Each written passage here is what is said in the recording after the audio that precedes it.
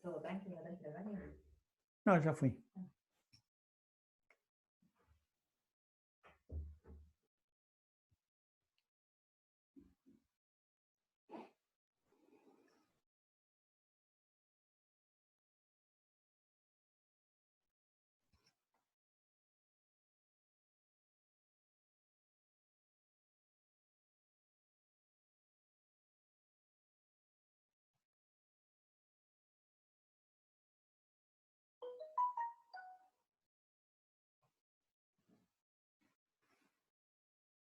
¿Y cómo vienen?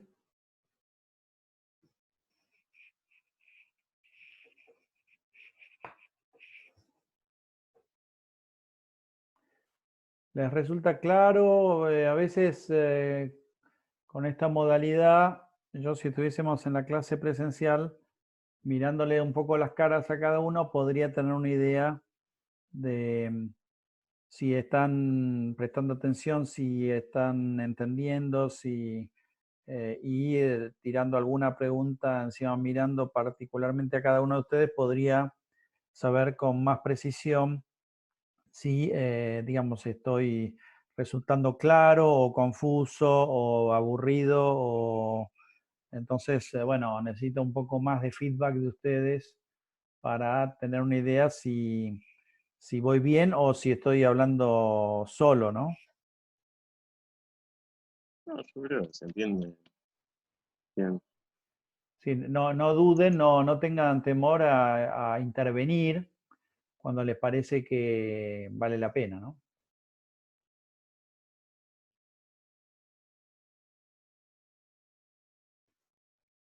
Bueno, ¿seguimos? Dale.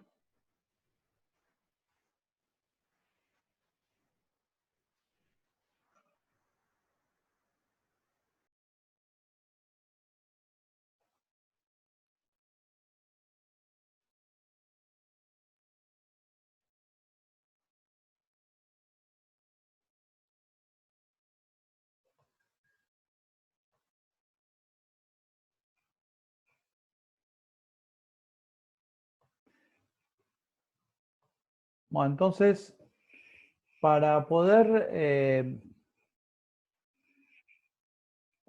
digamos, salvar los problemas que había allá por los años 90 de escasez de direcciones públicas para seguir distribuyendo, entonces lo que se pensó es en una de las tantas soluciones es poder, digamos, reservar algunas direcciones que no son asignadas a nadie en la red pública, pero que todos pueden usar en una red privada. Entonces, para eso, en el RFC 1918 se han reservado estos netblocks, es decir, esta dirección de clase A, que es la 10, estas direcciones de clase B, que son las 172.16 a 172, digamos, perdón, acá hay un error. ¿Ven que de vez en cuando viene bien repasar estas cosas? Entonces vamos a ver.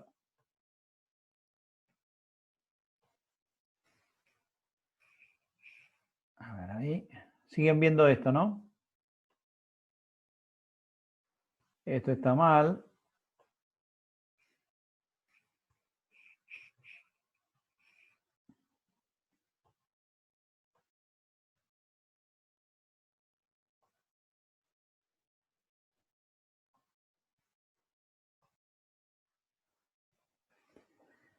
Es decir, el rango que va de 172.16.00 a 172.32.255.255. Es decir, que son 16 clases B, es decir, los net numbers 172.16, 17, 18 hasta 172.32.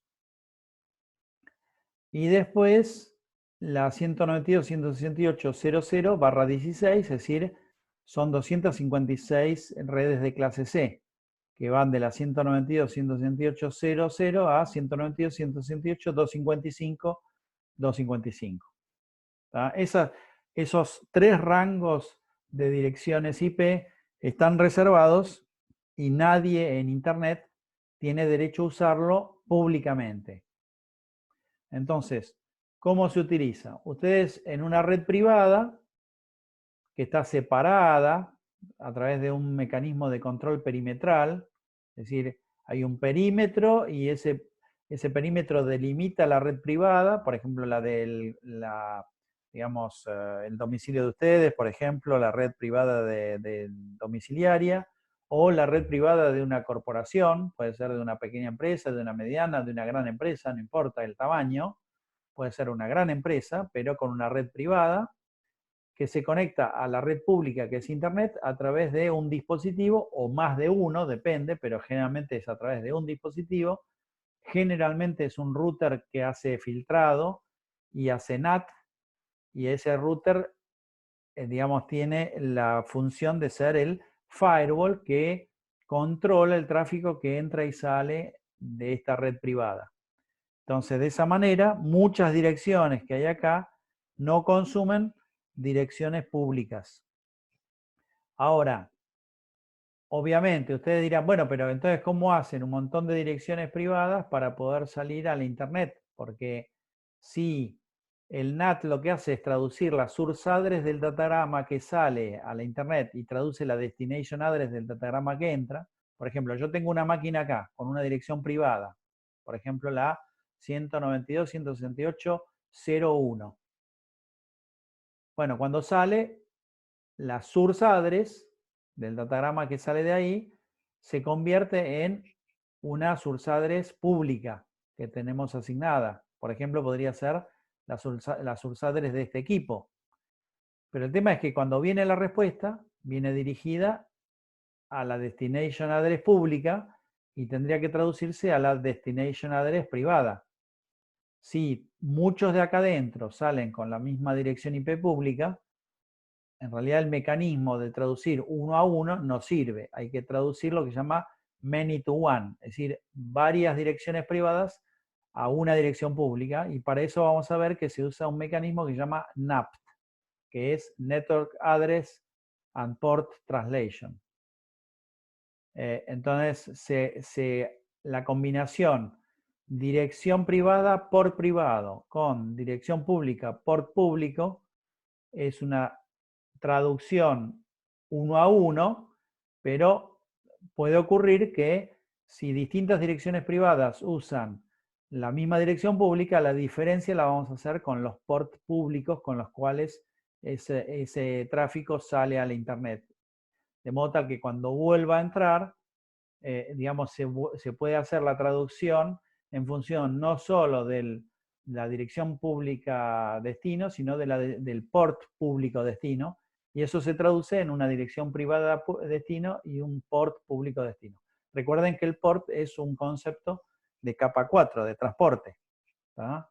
Entonces, el NAT y el NAPT son los mecanismos de translation que se aplican en la frontera entre las redes privadas y las redes Internet, y eso permite, digamos, darle acceso a Internet a muchas máquinas, a pesar de que tal vez comparten, digamos, pocas direcciones públicas. Y para eso, digamos, estos son los rangos de direcciones que podemos usar en las redes privadas. Entonces, digamos, vamos a ver.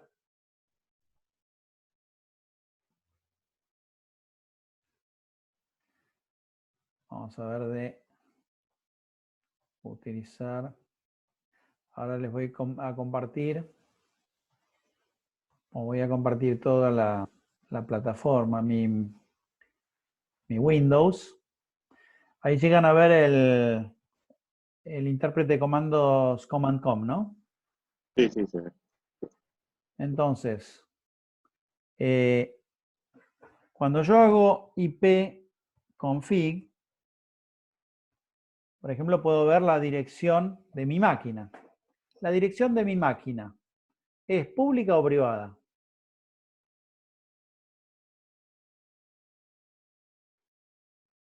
Privada. Es privada. Es decir, está dentro del rango definido por el RFC como dirección privada. Ahora, en realidad, habría que ver con qué dirección salimos. Bueno, yo podría usar una artimaña que es, a ver, acá no sé si lo van a llegar a ver, supongo que sí.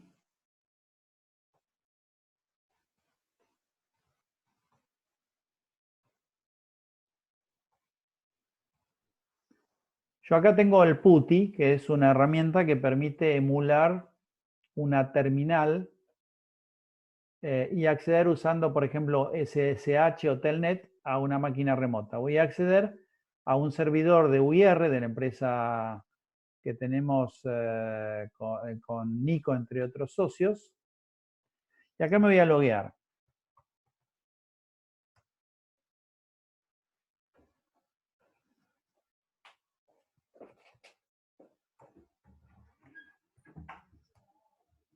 Acá me logueé. Estoy en un Linux fuera de mi casa, está en internet, en las oficinas de UIR en este momento. Yo estoy en mi domicilio y esto está, me logueé a una máquina en la oficina. Yo vivo en Olivos y la oficina está en pleno centro. ¿Cómo puedo saber con qué dirección me logueé? Ahí fíjense, figura la dirección con la que estoy accediendo. Es la 201.213.7483. Es decir que mi router Wi-Fi de mi casa a mí me da una dirección 192.168, es decir, una dirección privada. Pero en realidad cuando salgo de mi red privada, mi router, que hace de frontera entre mi red privada y la internet, cambia la dirección origen de los datagramas míos en esta dirección. Y cuando yo le contesto, digamos, cuando desde las máquinas de Coriolis, desde esta máquina que está en UIR, en la empresa en el centro, contesta datagramas, lo contesta a esta dirección y cuando el datagrama va a entrar a mi casa, el router convierte la destination address en mi dirección, que dijimos que era esta, que es la 192.168.0.165. Lo que pasa es que, como todas las máquinas en mi casa salen con la misma dirección, la diferencia se va a hacer con la asignación de los ports. Por eso que en realidad el mecanismo de Address Translation lo vamos a retomar después de haber visto UDP y TCP. Porque no podemos terminar de entender bien el mecanismo de Address Translation sin entender bien, digamos, el concepto de Logical Port Number usado en UDP y en TCP. En el caso, por ejemplo, particular de la conexión SSH, la conexión SSH es en realidad una conexión que trabaja sobre una conexión TCP. Entonces, fíjense, si yo acá, vamos a ver si llegan a verlo, si acá haga un netstat -a,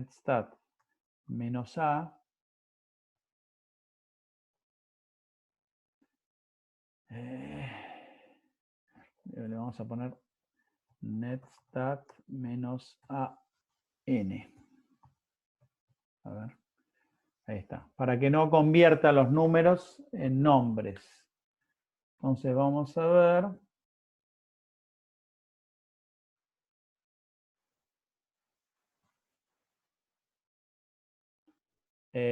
201 era. Bueno, acá es medio un infierno porque el servidor nuestro obviamente tiene un montón de tráfico, pero habíamos dicho que mi dirección era la 201.213.7483, algo así. 201.213. Entonces, 201, 213. 201, 213. Encima me está fallando ya a esta altura la vista. 201, 213. Si alguno la ve, me dice, ¿eh?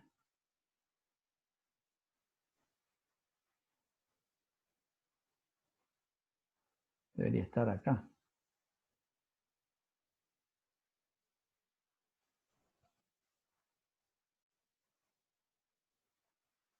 No sé por qué.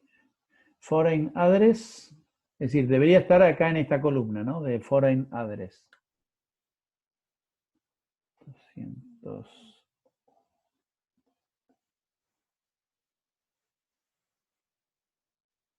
Está ahí, Ahí creo que está. FFF, puede ser. ¿Cuál? ¿Cuál? Dice Tiene una que dice FFF FFF. 201, 213. Que en la tercera columna dice 4640. La tercera columna.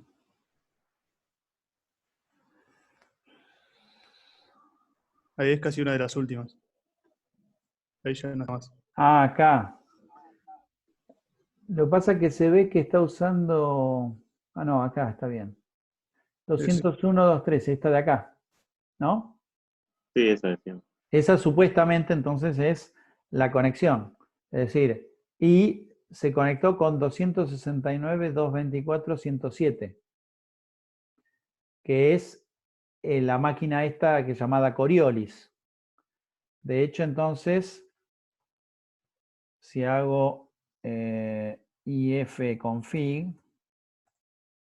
lo que pasa es que como si no tengo root, a ver, coriolis.uir.com.ar, perdón,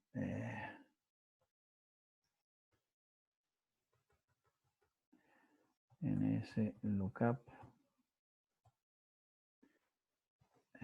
Sí, lo que pasa es que acá,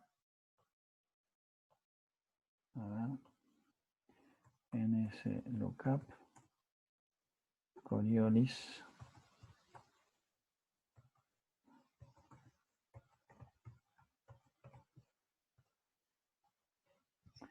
Entonces, 269, 224, 187.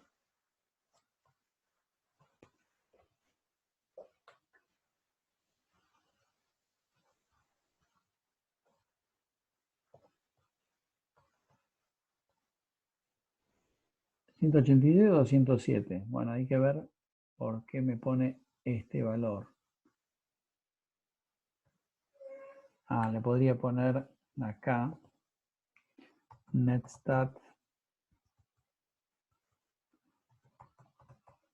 -i. Pero me da la interfaz, pero no me da la IP.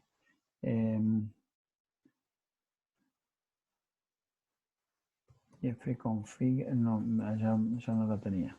A ver, netstat -rn. Sí, esta es la dirección local, pero fíjense que es una dirección, porque esta es la dirección privada de la máquina esa, porque allá en UIR también hay un firewall. Con lo cual,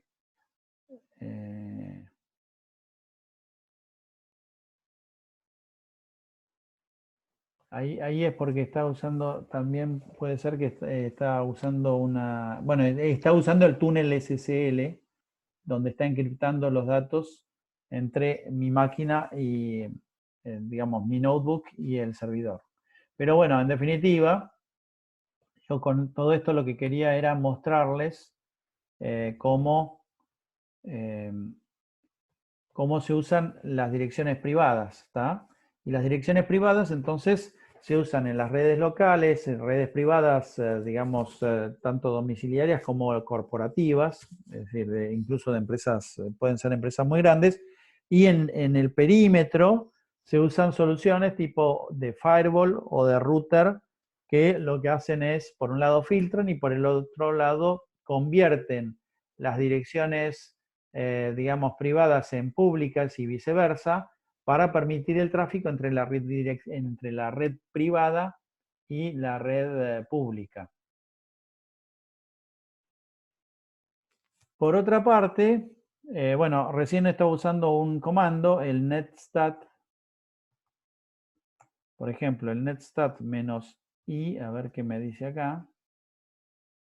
No, acá en Windows no lo soporta. Vamos a usar el netstat directamente -r. Le vamos a poner el n para que muestre números y no nombres. Acá está la tabla de ruteo de Windows en mi máquina.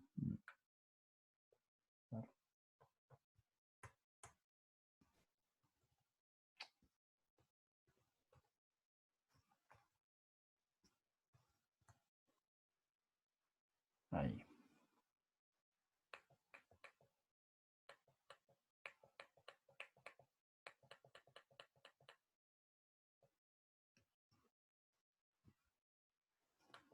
Entonces, fíjense acá, tenemos justamente la ruta default. Es decir que esta vendría a ser la default gateway. El next hop de la ruta default es la default gateway. ¿Tá? O por ejemplo, esta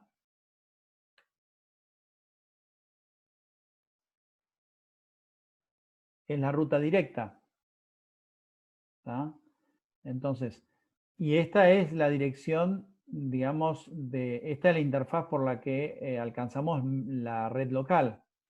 Entonces, fíjense que 192.168.0.0 con /24 es la red local de mi máquina, donde 192.168.0.165 es la dirección IP que le pusimos a mi máquina. Y se la pusimos como a través de un protocolo que se llama DHCP, pero podría haber un host o un router que tenga una configuración estática de dirección IP. Entonces acá en esta tabla de ruteo de mi máquina, lo importante son estas dos rutas.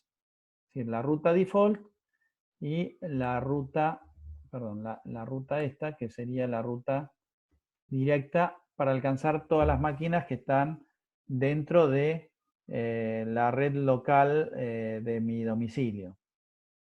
Si analizamos algo parecido en UIR, en la empresa allá en el centro, podríamos ver netstat -rn. Podríamos ver entonces que tenemos por un lado la red local, que es una red 10, digamos, /8. Fíjense que estamos usando la 10, pero completa, ¿no? En realidad esto de acá es una ruta de host. Esto me está diciendo que en realidad la dirección 10, 152, etcétera, se alcanza a través de esta red, esta gateway. Esto es una dirección de host. ¿Tá? Pero después, por ejemplo, la default gateway. La default gateway está acá. Fíjense.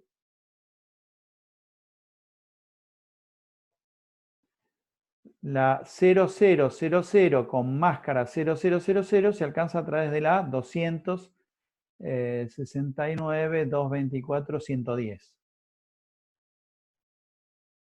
Es decir, que esta sería la default gateway de esta máquina. ¿Tá? Esta sería la default gateway.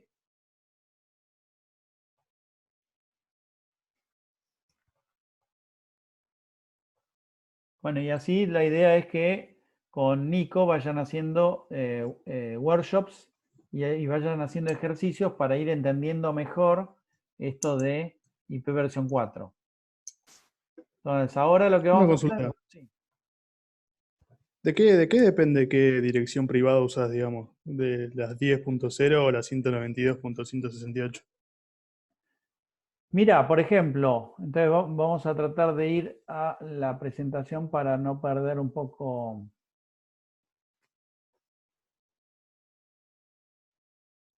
Después yo les voy a subir al aula virtual estas presentaciones. Lo que pasa es que las estoy terminando de poner a punto. Entonces, esta era los rangos, ¿no? Fíjense que si ustedes usan la 10, tienen un rango gigante de direcciones IP. Pero si ustedes usan, por ejemplo, la 192.168.00/24, que en realidad es una sola red tipo de clase C que estaríamos usando en el router, digamos, domiciliario, en realidad pueden direccionar hasta 256-2 hosts. Entonces, para un domicilio alcanza y sobra. Pero si en vez de ser un domicilio fuese un banco, con, por ejemplo, varias redes en casa central y una, dos o más redes en cada una de sus sucursales, seguramente tal vez con la 192.168 no alcanza. Y convenga usar o 172.16 algo o directamente la 10. ¿Esto responde un poco a tu pregunta? Sí, sí. Claudio, vos me decías que en la empresa donde trabajás usan 172.16.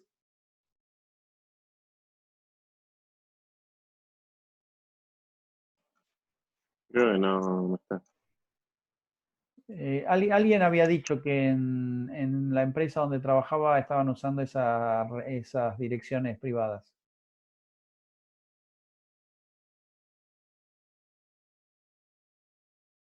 En todo caso, la clase que viene vamos a empezar a ver la teoría de cómo se hace el direccionamiento, es decir, un plan de direccionamiento IP. Es decir, cómo se planifica, por ejemplo, allá por el año 98, con UIR, con la consultora nuestra, con mi socio Román, Alejandro Román, por eso lo de UIR, Utari Román, diseñamos toda la red de Telecom.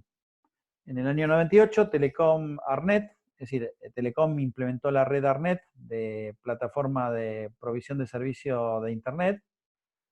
Era una de las primeras redes IP importantes que se implementaban, porque hasta ese momento las redes IP eran relativamente chicas, por decirlo así. Y bueno, ellos entonces empezaron a hacer un despliegue importante, un desafío importante, una inversión interesante, hizo Telecom en ese momento, comprando todo equipamiento de routing de Cisco, equipamiento de Access Point de, ya ni me acuerdo ahora la marca, pero eran Access Point Dial-Up, y servidores Compaq, que después fue comprado por HP, si mal no recuerdo, con plataforma de software de base de Microsoft para esos servidores. Que finalmente una de las cosas que hubo que hacer era implementar los DNS servers con Bind sobre Linux, o en realidad sobre Unix de Sun, porque el servidor DNS de Microsoft era un desastre, así que hubo que migrar rápidamente hacia un servidor más confiable corriendo sobre Unix. Pero bueno, fue un desafío interesante. Ellos pidieron a la, digamos, a la CNIC, es decir, a uno de los organismos que tiene autoridad en Internet para distribuir, por ejemplo, direcciones públicas, pidieron en ese momento 32 clases C. Imagínense 32, ¿no? 32, ¿da? Si mal no recuerdo. Sí, puede ser que sean 32 clases C que permiten más o menos 16, 8, 4.000, 32 clases C, algo así como 40.000 direcciones públicas, ¿tá? que eso servía para poder soportar a la cantidad de usuarios simultáneos que se podían llegar a conectar vía dial-up en ese momento de Internet. Imagínense que eso recién empezaba a explotar Internet. Internet comercialmente había empezado a crecer en Argentina en el año 95, pero no dejaba de ser cosas chicas, y a partir de ese momento empieza a crecer un poco más fuerte.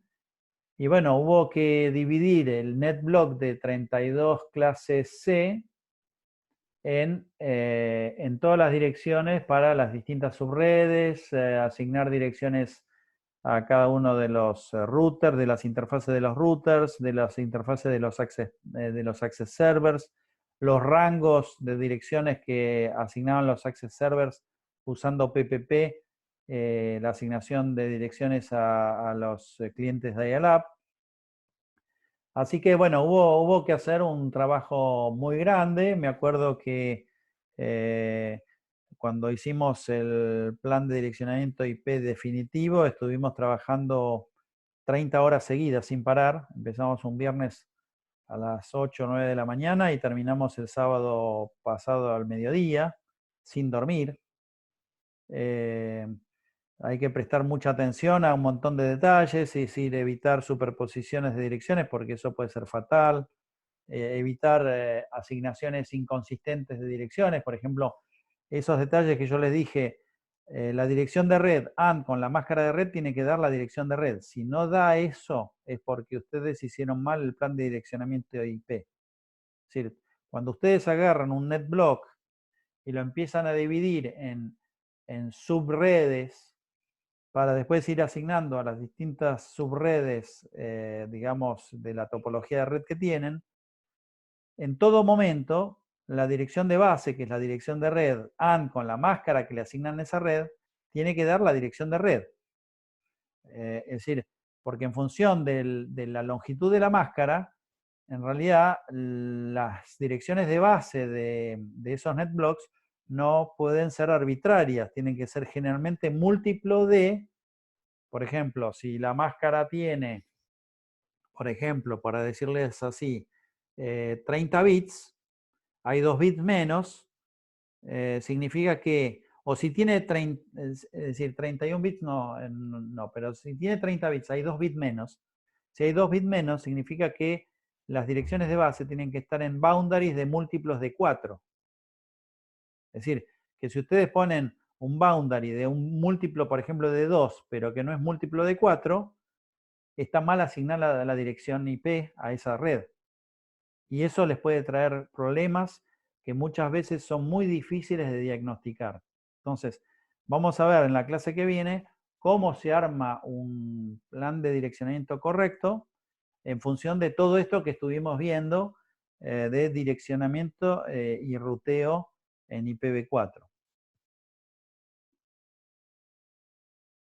Bueno, no nos queda mucho tiempo, con lo cual no sé si tienen preguntas sobre lo que ya estuvimos viendo. Y porque no tiene sentido empezar con un tema nuevo como ARP, digamos, porque lo empezaríamos para cortarlo rápidamente y tendríamos que volverlo a retomar la clase que viene. ¿Les queda a todos claro lo que estuvimos viendo hasta ahora? Sí, sí, sí.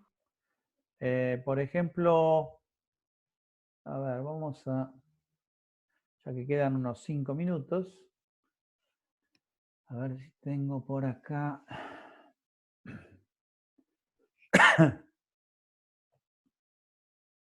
Ejercicios tipo primer parcial, si bien esto seguramente lo van a ver más exhaustivamente con Nico.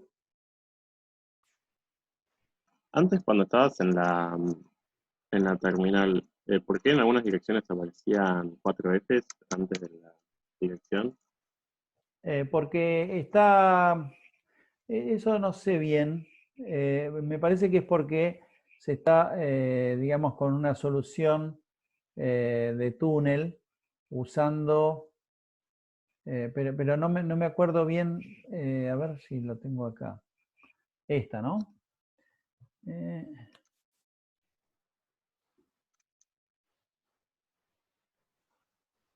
Esto de acá. Sí.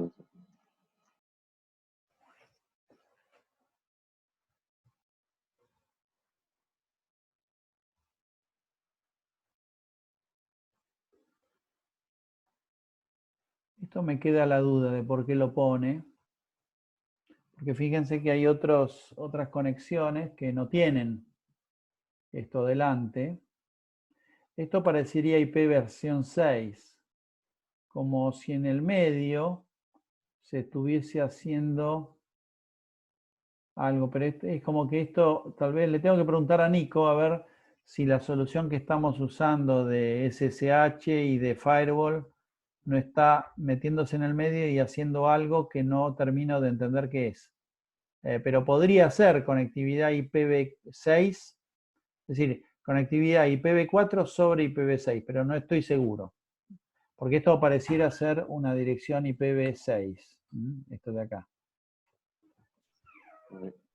Esto es una notación de IPv6. En todo caso, sobre el final de la materia vamos a ver algunos temas de IPv6. Entonces, quería ir acá.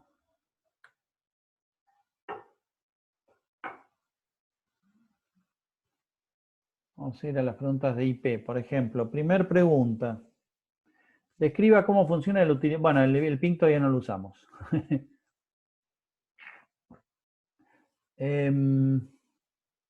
Desarrollar. Bueno, hay muchas cosas que no podemos contestar acá porque no tenemos, todavía no vimos ARP y CMP. ¿Qué diferencia hay entre hacer subnetting de máscara fija y de máscara variable? ¿Cuál de ellas soporta el ruteo classful? ¿Pueden responder esta pregunta?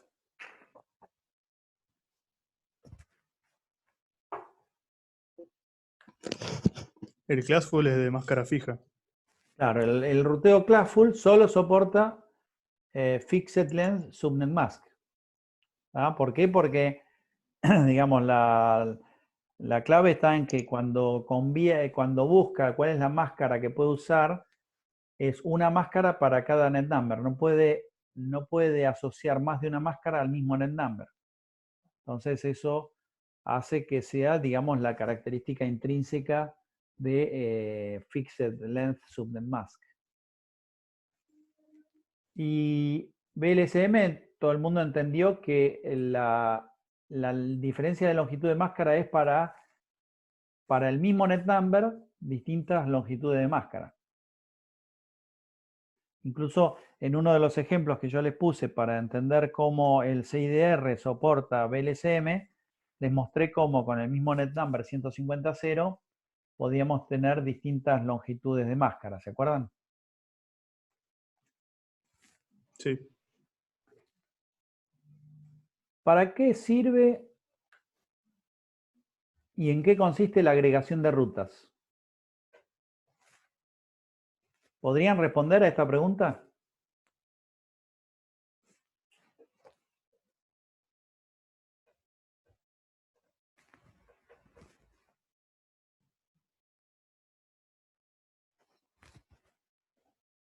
Es decir, ¿para qué sirve la agregación de rutas?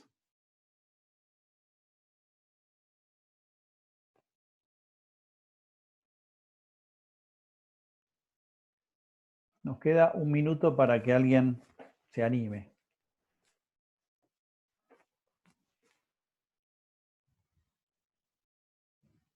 Ahí pusieron por ¿Qué el era chat lo de...? para simplificar las tablas de ruteo.